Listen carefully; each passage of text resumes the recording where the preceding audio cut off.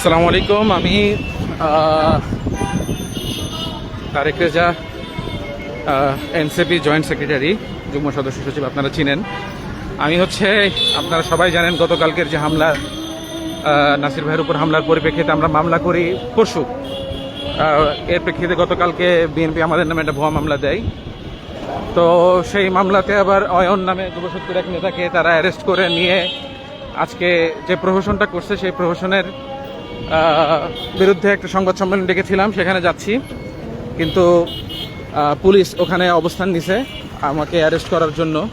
ডানে ডানে ডানে ডানে অ্যারেস্ট করতে পারে, তো অ্যারেস্ট করলে করুক, সমস্যা নাই। পুলিশের দায়িত্ব পুলিশ পালন করুক, আমার দায়িত্ব আমি পালন করব।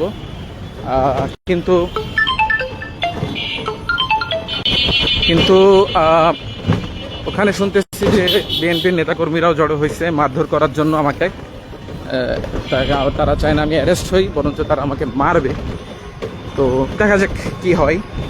আমি যাচ্ছি। হোপফুলি আমি আমার সংবাদ সম্মেলনটা করতে পারবো। পুলিশ যদি অ্যারেস্ট করে তো সেটা ভিন্ন আলাপ, আর ওরা যদি মারধর করে তাহলে তো কিছু করার নাই, আল্লাহ ভরসা।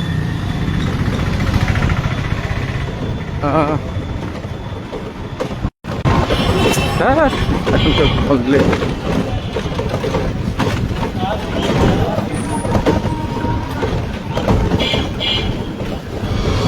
এখানে একটা জন্য একটু সামনে সামনে সামনে একটু সামনে। সালাম।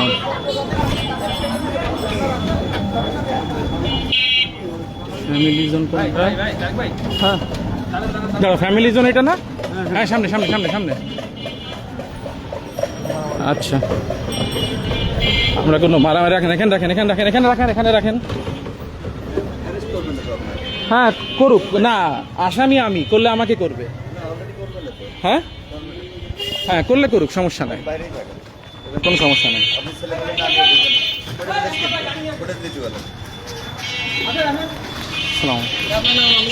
জি জি। আচ্ছা, পুলিশ অ্যারেস্ট করে নিয়ে যাচ্ছে আমাকে। লাইভ কাটেন ভাই। হ্যাঁ হ্যাঁ ঠিক আছে ঠিক আছে ঠিক আছে ঠিক আছে, আপনি কাটেন। আচ্ছা কাটছি কাটছি আপনি কাটছি। আগে কাটেন।